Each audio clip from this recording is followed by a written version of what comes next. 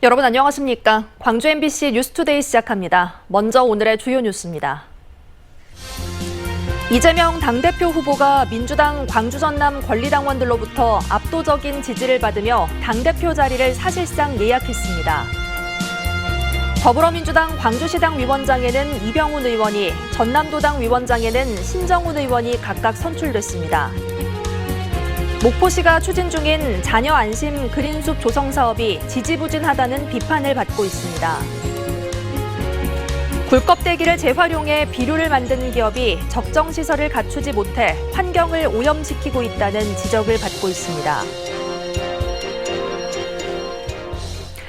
더불어민주당 광주 전남 권리당원들이 이재명 당대표 후보에게 표를 몰아주며 힘을 실어줬습니다.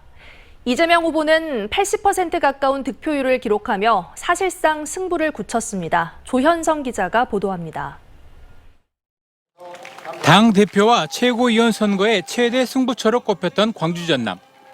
이변은 없었습니다.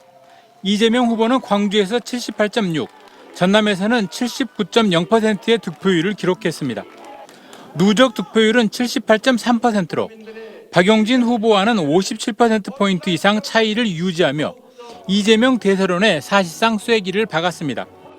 대선 후보 경선 당시 유일하게 1위를 놓쳤던 광주 전남에서도 압도적 지지세를 받은 이재명 후보는 이제 문재인, 이해찬 등 전 당대표들을 뛰어넘는 역대 최고 득표율까지 바라볼 수 있게 됐습니다.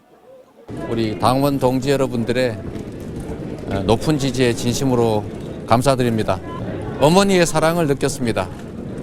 더 낮은 자세로 더 열심히 임하도록 하겠습니다. 최고위원 선거에서도 눈에 띄는 반전은 일어나지 않았습니다. 송갑석 최고위원 후보는 안방인 광주에서 22.2%의 득표율로 정청래 후보에 이어 2위를 차지했지만 고민정, 서영교, 장경태 후보 등에 밀리며 누적 득표율에서 여전히 5위 안으로 들어오지 못했습니다. 현역 국회의원과 평당원 간의 맞대결로 관심을 모았던 광주시당 위원장 선거에서는 이병훈 의원이 합산 득표율 60%로 40%의 득표율을 기록한 최혜영 전 참여자치 21 공동대표를 누르고 당선됐습니다. 전남 도당 위원장에는 신정훈 의원이 신임 위원장으로 선출됐습니다.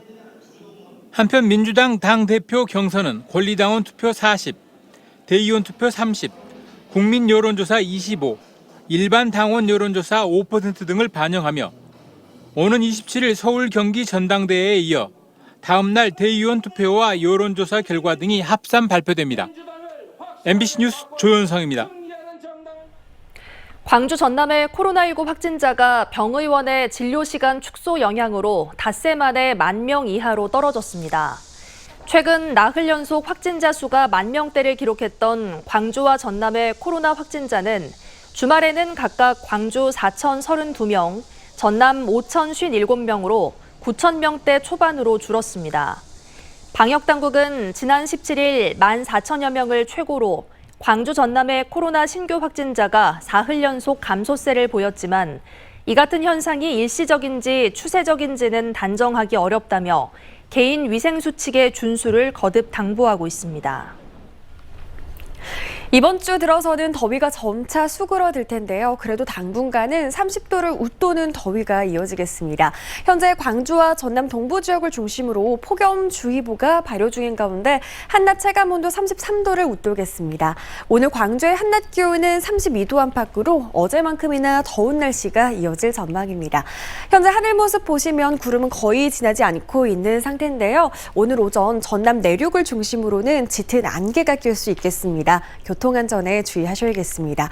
이번 주는 비가 내리면서 기온이 점차 내림세를 보이겠습니다. 이번 주 중후반이면 광주의 낮 기온 30도를 밑돌겠습니다. 날씨 정보였습니다. 먹고 난 뒤 버린 굴껍데기는 다른 제품으로 활용할 수 있습니다. 여수의 한 업체가 굴껍데기를 석회석 대체제나 비료로 재활용하고 있는데요. 굴껍데기를 보관할 때 적정 시설을 갖추지 않아 환경오염이 우려된다는 지적이 나오고 있습니다. 보도에 김단비 기자입니다. 굴껍데기를 재활용해 제품을 생산하는 여수의 한 업체. 산 바로 옆에 굴껍데기가 잔뜩 쌓여 있습니다. 쌓여 있는 껍데기만 10,000톤 정도로 추정됩니다. 문제는 바닥재를 갖춘 장소에 굴껍데기를 보관해야 하는데도 공장 내 공터에 수년째 그대로 방치해 놓았다는 겁니다. 비가 오면 침출수로 인해 주변 환경오염이 우려되고 있습니다. 보관 시설도 만들어져 있어야 되는데 그런 게 전혀 없는 상태로. 업체는 억울하다는 입장입니다. 2019년 비료회사를 인수할 때부터 20만 톤의 굴껍데기가 쌓여 있었고 적정 시설을 갖추지 않은 채 운영돼 왔다는 겁니다. 침출수 관리나 이런 것 때문에 바닥에 콘크리트나 뭐 이런 재질이 돼 있어야 되는데 그런 상황이다 보니까 그냥 이제 지금까지 유야무야 넘어오는 것도 있고. 당초 쌓여있던 굴껍데기도 대부분 제품으로 재활용돼 거의 처리가 끝나가고 있다고 밝혔습니다. 지금 계속 나오고 있습니다. 포스코 같은 경우 오늘 하루에 뭐 한 300톤, 많은 400톤 가까이 좀 나가고요. 여수시는 최근 제정된 수산부산물법에는 수산부산물 보관 방법에 대해 정확한 규정이 마련되지 않아 당장의 행정처분은 힘들다는 입장입니다. 시설 인수 공사를 해야 되는 부분이기 때문에 좀 더 규정이 좀 확실하게 나오면 이런 거를 좀 더 명령을 하려고 지금 기다리고 있는 입장이거든요. 해당 업체는 지난 2020년 허용 보관량 초과 등을 이유로 여수시로부터 수차례 행정조치 명령과 영업정지 처분을 받은 바 있습니다. MBC 뉴스 김담입니다. 광주지법 형사 8단독 박상수 판사는 재개발 예정지 원룸주택을 자녀 명의로 사들인 사업 예정지 주택 소유주들에 대해 무죄를 선고했습니다. 박상수 판사는 부모가 자녀에게 원룸이나 매수 대금을 증여했을 가능성을 배제할 수 없다며 피고인들의 범죄 행위가 충분히 증명되지 않았다고 판시했습니다. 앞서 검찰은 지난 2019년 광주 동구 지산 1구역 사업지 주택 소유주 6명이 분양권 확보를 위한 이른바 지분 쪼개기를 염두에 두고 자녀 이름으로 명의 신탁한 혐의 등으로 사건 피고인들을 재판에 넘겼습니다. 광주 화정동 아이파크 사고 현장의 상층부 잔해 철거 마무리 작업이 10월 말까지 늦춰집니다. 광주 서구에 따르면 아이파크 201동 26층에서 38층 사이의 벽체와 기둥, 잔해를 모두 철거하는 작업이 먼지가 덜 발생하는 공법으로 바뀌면서 당초 예정보다 한 달 반 정도 지연될 것으로 예상되고 있습니다.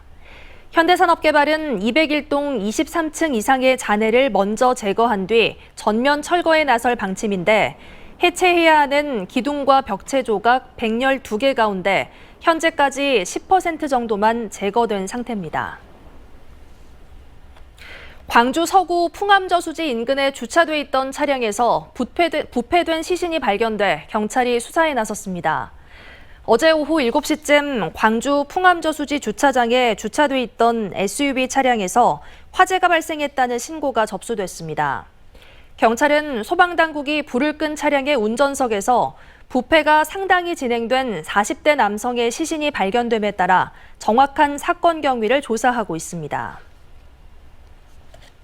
어제 오전 7시쯤 신안군 우이도 서쪽 9.3km 인근 바다에서 30대 선원이 실종됐다는 신고가 접수돼 해경이 수색에 나섰습니다. 9.7톤급 연안 복합어선 선원은 새벽 3시까지 침실에 있었던 것으로 확인됐고 해경은 경비함정과 헬기 등을 투입해 실종자를 찾고 있습니다.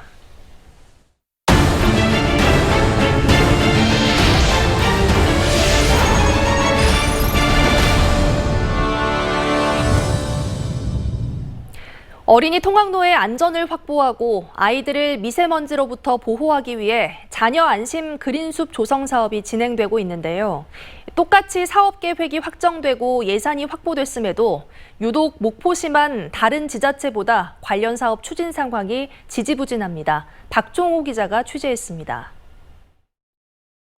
무안 삼양초등학교 앞입니다. 아이들이 등하교하는 길에 붉고 노란 나무가 심어져 있습니다. 학교 어린이 보호구역 인도와 차도 사이 공간에 나무를 심어 학생들에게 안전한 통학 환경을 만들었습니다. 미세먼지 발생 등 기후위기에 대응할 수도 있습니다. 산림청과 일선시군이 함께 추진하는 자녀 안심 그린숲 조성 사업. 무안군은 360m 통학로에 홍가시나무 등을 심고 지난 6월 말 사업을 마무리했습니다.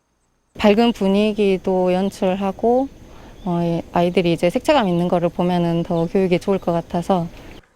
매일 학교를 오가는 아이들의 만족도도 높습니다. 길이 조금 좁아지긴 했는데 딱히 신경 안 쓰고 차가 오면 막아줄 것 같은 느낌이 들어요. 올해 전남에서 추진된 자녀안심 그린숲 조성 사업은 5개 시군에 9곳. 그런데 목포 지역 2개 사업만 현재 사업 진도율이 10%에 머물고 있고 다른 지역 사업은 이미 100% 끝났습니다. 목포시는 지난달 말에야 목포 부설초와 용해초 그린숲 조성 사업 공사업체를 선정했는데 다른 지자체보다 3-4개월 이상 늦었습니다. 이유는 황당하게도 처음 해본 사업이란 것입니다. 심지어 목포시는 여름에 나무를 심을 경우 고사할 우려가 있다며 10월 이후에야 본격적인 그린숲 조성에 나설 계획이라고 밝혔습니다. 8월이나 이런 무더위에 한더위에 식재를 하게 되면 고사 위험이 좀 높고 그래서 수목 식재 적기인 10월경에 식재를 하기 위해서 현지 실태조사 등을 거쳐 지난해 이미 관련 사업이 확정됐고 예산 확보도 끝났던 자녀안심 그린숲 조성 사업. 스스로 인정하듯 목포시의 초보 행정 때문에 목포 지역 어린이들은 다른 시군 어린이들보다 안전한 통학로를 통해 등교하는 혜택이 늦어지고 있습니다. MBC 뉴스 박종호입니다. 채소 가격 강세 속에 가을 배추 재배 면적도 큰 폭으로 증가할 것으로 전망됩니다. 해남군이 월동 채소류 재배 의향 면적을 조사한 결과 가을 배추는 지난해보다 24% 더 많이 심을 것으로 파악됐고 한국농촌경제연구원도 호남 지역의 가을 배추 식재 면적이 증가할 것으로 내다봤습니다. 해남군은 중부 지역의 배추 모종 판매량이 큰 폭으로 증가한 만큼 김장 배추 가격 폭락이 우려된다며 가을 배추 적정 면적 재배를 지도하겠다고 밝혔습니다.